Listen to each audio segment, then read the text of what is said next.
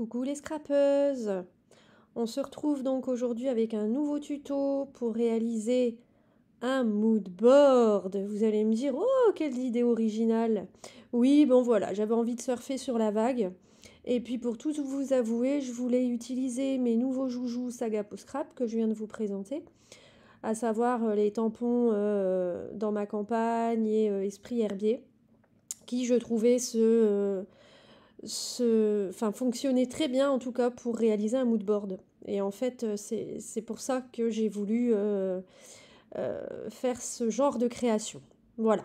Et ça me permet d'être dans le move, puisque ça fuse au niveau des mood boards en ce moment chez les scrapeuses.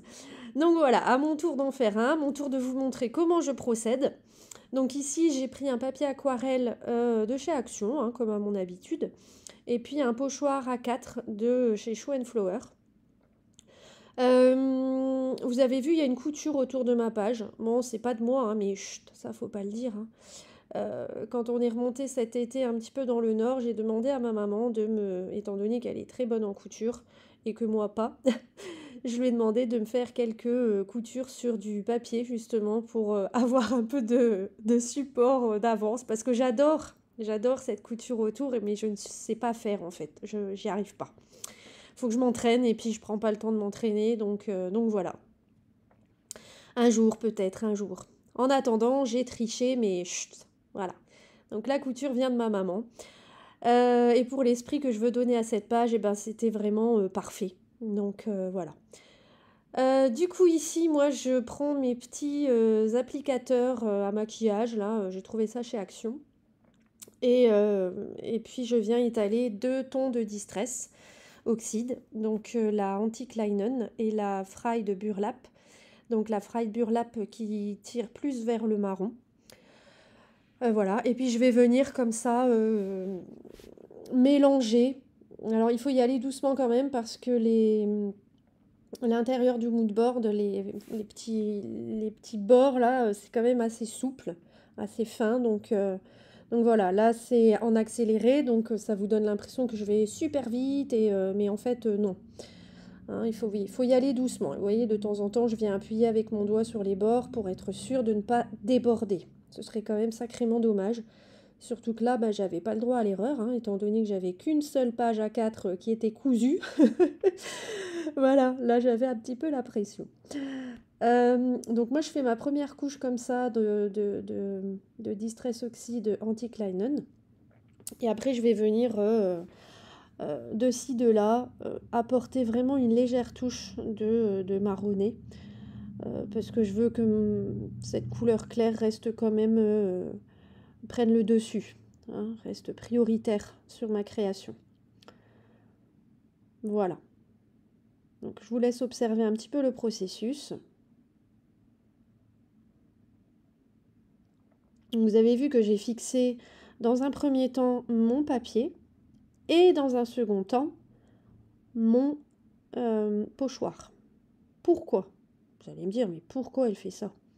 Mais parce que j'ai fait déjà plusieurs fois l'amère expérience de coller uniquement mon pochoir et pas ma feuille en dessous. Et en fait, eh ben, il y a une chance sur 2 que ça glisse, que du coup, ben, le motif en dessous soit pas joli. Voilà, étant donné que je colorise vraiment la totalité des cases, hein. Là, vous voyez, on est vraiment sur un travail de fond en globalité.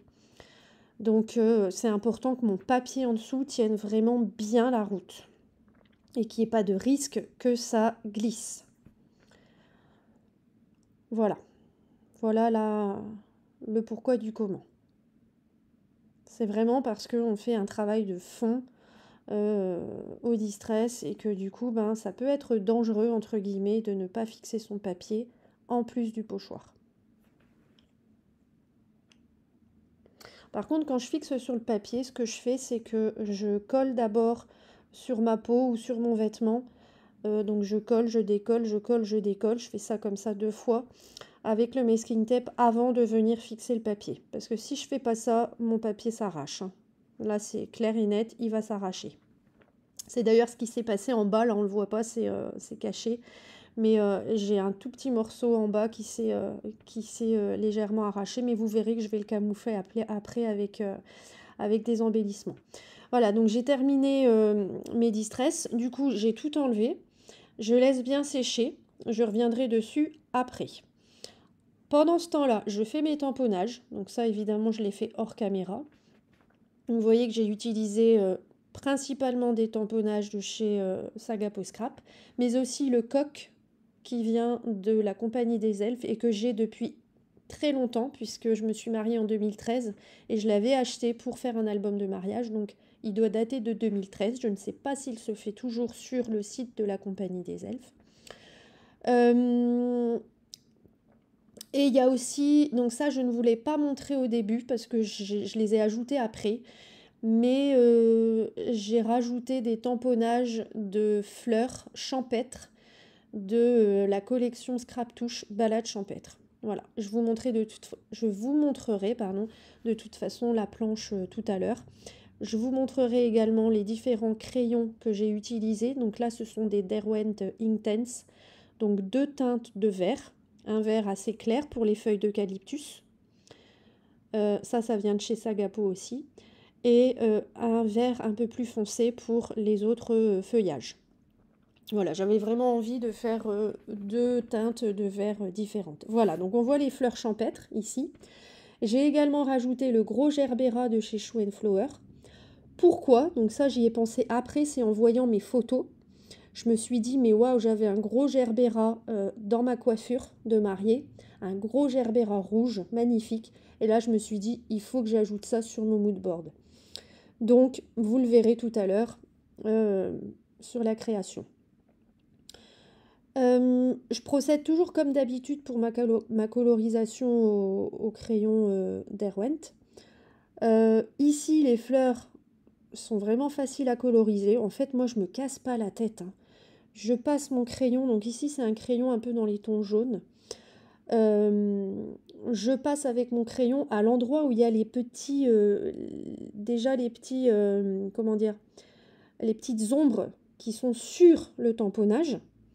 Et puis je viens ensuite avec mon pinceau à réservoir étirer cette couleur. Et je rajoute après, comme ça, en prenant directement sur la mine, un petit peu de pigment que je viens rajouter pour rehausser un petit peu et puis créer en quelque sorte, enfin, euh, pas les créer puisqu'elles sont déjà créées finalement les ombres, mais les intensifier. Voilà. Ici au niveau de la pince, c'est pareil. Là, je me base un petit peu sur déjà les petits traits, les petits ombrages qui sont faits sur le tampon, hein. Et puis, je viens mettre davantage de pigment à ces endroits-là, tout simplement. Hein, là, on voit bien au niveau de la pince comment j'ai procédé.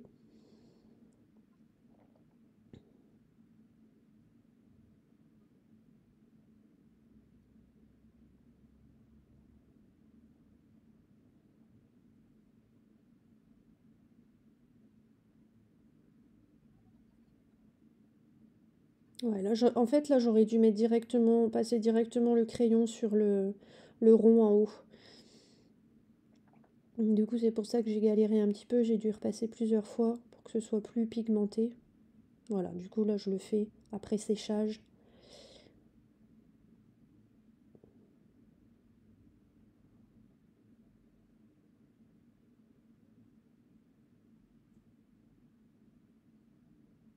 Donc, on verra bien les effets une fois que ce sera sec, hein. Vous verrez de toute façon après, je vous montre les différents tampons. Là, je vais coloriser aussi un petit peu avec la Fry de Burlap, justement, que j'ai utilisé pour le fond. Et donc, je vais venir coloriser quelques tampons avec cette distress là, donc l'esperluette. Je vais également faire ici, alors le bro, moi j'appelle ça un bro, mais d'autres personnes appelleront ça peut-être une cruche ou un pichet, j'en sais rien. Moi j'appelle ça un bro. Voilà.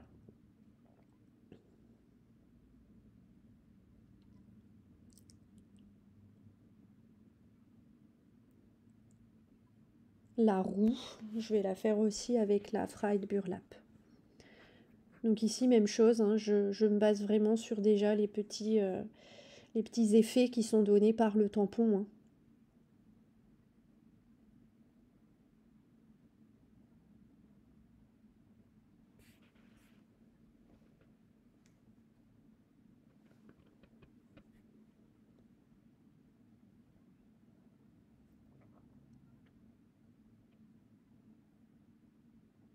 Donc ici, j'ai ma plaque en verre à côté.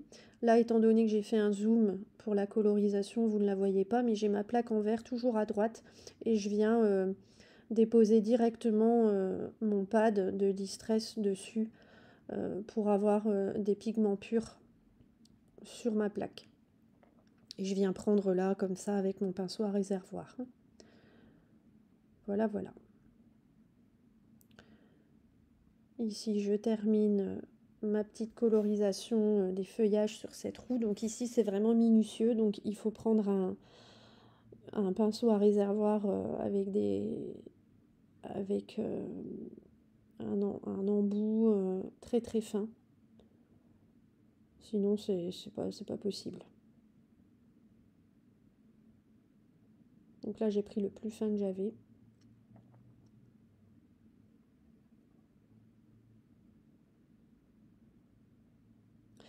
Voilà, donc les fameuses fleurs de Scrap Touche qui vraiment fonctionnaient bien pour mon thème champêtre.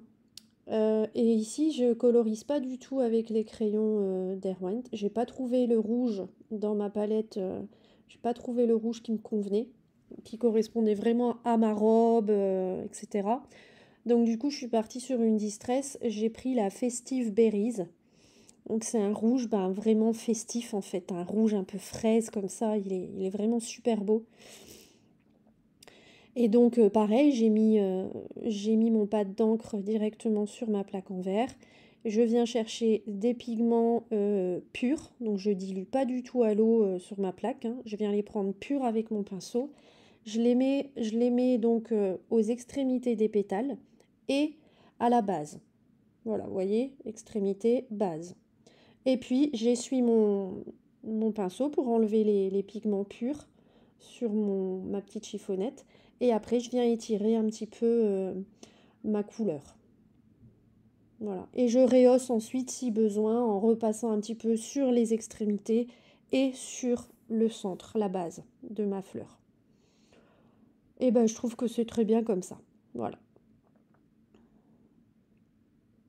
Donc, je vous montre du coup les différentes couleurs de crayons. Donc, n'hésitez pas à faire pause si ça vous intéresse. La Festive Berries. Ici, je vous montre les tampons que j'ai utilisés et que je n'avais pas montré au départ. Hein, voilà. Donc, mon Gerbera. Ici, les différents tampons Sagapo. Les fleurs de Scrap Touche. Le blé, les épis de blé et puis les petites pancartes en bois, c'est aussi Scrap Touche. Voilà. J'ai tout découpé évidemment hors caméra. Mais avant ça, j'ai ajouté des petits points de lumière avec mon Posca, comme à mon habitude.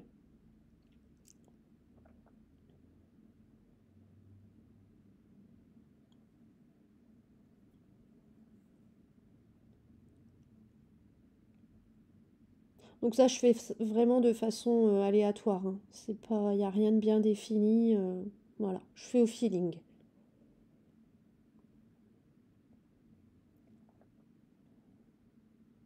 En fait, je vous ai pas demandé, mais ça va ma voix? Parce que j'ai l'impression d'avoir toujours cette voix nasonnée là, mais j'ai toujours la crève, donc bon. J'espère que c'est pas trop pénible pour vous. Voilà, donc là, le ballot de paille, le gerbera.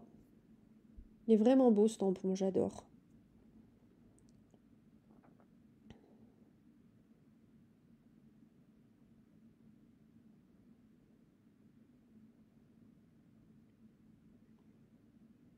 Voilà, je vous montre pas tout, sinon ça va être trop long.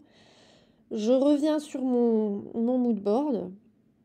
Et puis, je me suis rendu compte que j'avais oublié, mais bon, après, c'est pas bien grave. De toute façon, il aurait fallu que je laisse sécher avant, donc voilà. Mais j'ai oublié d'utiliser mon pochoir canage que j'ai acheté aussi en même temps que les tampons chez Sagapo. Et il est canon, ce pochoir. Vraiment, j'adore. Et ça matche super bien avec mon thème. Enfin, je kiffe.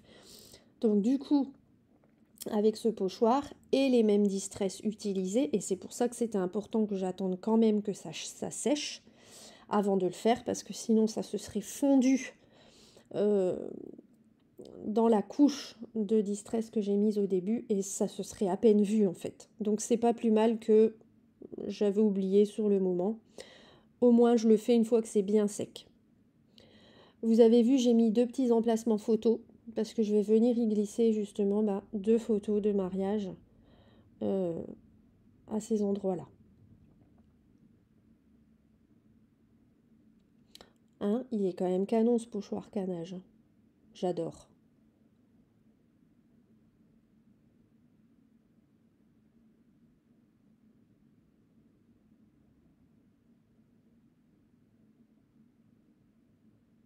Voilà, donc je passe toujours d'abord une petite couche de la couleur la plus claire et après un petit peu par-dessus de la couleur plus foncée.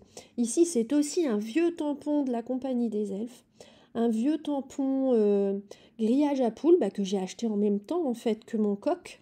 Hein. Donc il a 9 ans le tampon quoi au moins. Et donc ici pareil, je viens faire quelques empreintes. C'est pour ça que je le prends avec le doigt. Bon, j'aurais préféré un plus petit tampon. Là, j'avoue que c'était pas très pratique et j'ai pas forcément réussi à faire ce que je voulais faire, mais tant pis. Je me dis que c'est pas bien grave. De toute façon, après, il y aura quand même pas mal d'embellissements dessus, donc c'était histoire d'apporter un petit détail supplémentaire à mon fond. Voilà. Donc je sèche bien le tout avant de passer à la décoration. Alors, ne m'en voulez pas, hein, ne râlez pas, mais hors caméra, j'ai fait déjà ma mise en page. Grosso modo, hein, il y a des petites choses qui vont changer, mais grosso modo, j'ai voulu faire ma mise en page parce qu'en fait, je vous explique, mais faire la mise en page en sachant qu'on est en train de se filmer, et ben moi, des fois, ça me bloque. Alors du coup, j'ai préféré la faire hors caméra.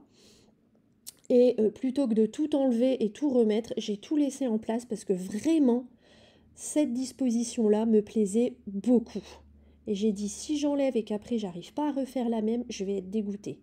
Donc voilà, ne m'en voulez pas, mais vous voyez là, tout en bas, on voit un petit peu mon papier qui s'est déchiré. Du coup, je vais le cacher avec le broc.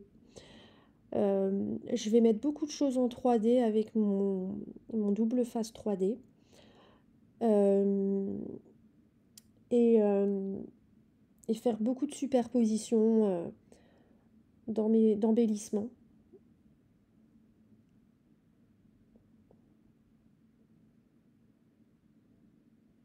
Voilà, donc là, le coq, il est sur le ballot de paille. Voilà, je savais pas trop comment mettre la pince, donc j'y reviendrai après. Quand c'est comme ça, je préfère laisser tomber, je reviens dessus après. Voilà. Donc là, vous voyez, il y a 3 petits amas d'embellissement avec cette fleur rouge et cette fleur jaune, hein, où je viens mettre mes feuillages verts, un petit morceau de bois, quelques épis de blé. Je rajoute un peu aussi de ficelle blanche. Voilà. Finalement, voilà, je reviens sur ma pince. Je la mets. Et puis voilà. Mon gerbera, je l'ai coupé en 2 parce que sinon, il prenait en fait le dessus. Et je voulais pas qu'il prenne le dessus non plus sur ma création. Je voulais vraiment que ce soit le nous. Parce que ce tampon nous, c'est vraiment le centre de mon mood board. Et c'est vraiment sur ça que je voulais que les yeux aillent en premier. Donc vous me direz si ça a marché. Hein. Et donc voilà, j'ai volontairement coupé mon gerbera et je trouve que ça fonctionne aussi très bien comme ça.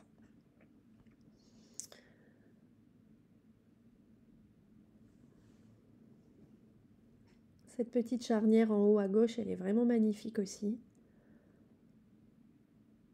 Enfin voilà, moi je suis super contente de ma création.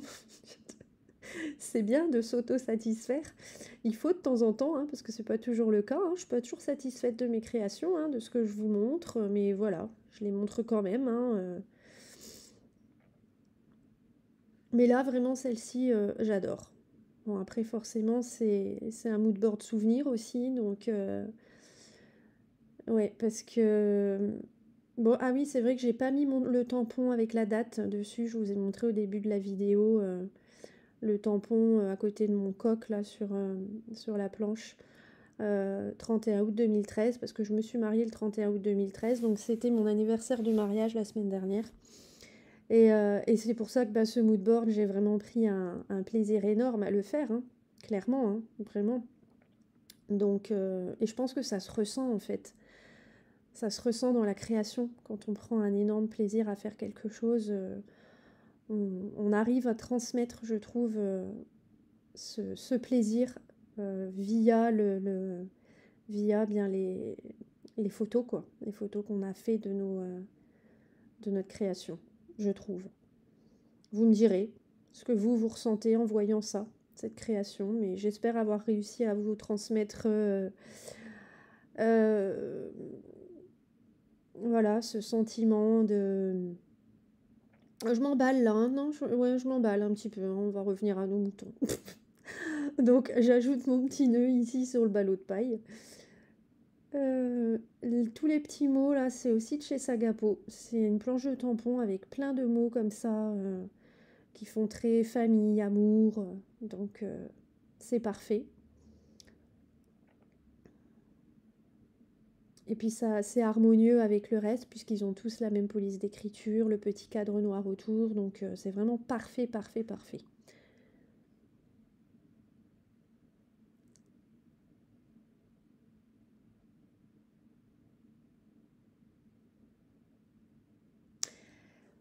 Pour terminer donc ce mood board, j'ai pris un petit tampon tache de chez Show and Flower que je viens tamponner à la Versafine par-ci par-là. Vraiment pas en abondance non plus, hein, donc avec parcimonie comme on dit. Hein, parcimonie, c'est pas un mot qui fait beaucoup partie de mon vocabulaire, mais là pour le coup oui. Hein, pour le coup oui. Je voulais que ça reste quand même chic. Mais une création de la petite scrapeuse sans tache, évidemment, ce n'est pas une création de la petite scrapeuse. On est d'accord. Voilà, donc là, je vous montre en vitesse réduite un petit peu les détails de cette création. Dites-moi en commentaire si ça vous plaît, si le mood board c'est aussi un truc qui vous plaît en ce moment et que vous êtes à fond dedans ou pas. Et, euh, et puis bah surtout, laissez un petit pouce en l'air évidemment si ça vous a plu. Un petit commentaire qui fait toujours plaisir et puis qui donne envie de continuer. Et voilà, et puis bah n'hésitez pas à partager hein, sur les réseaux mes vidéos pour me faire connaître, bah, voilà, pour partager avec un maximum de personnes mes créations. Voilà, je vous souhaite une très belle journée et je vous dis à bientôt pour un prochain tuto. Bye bye!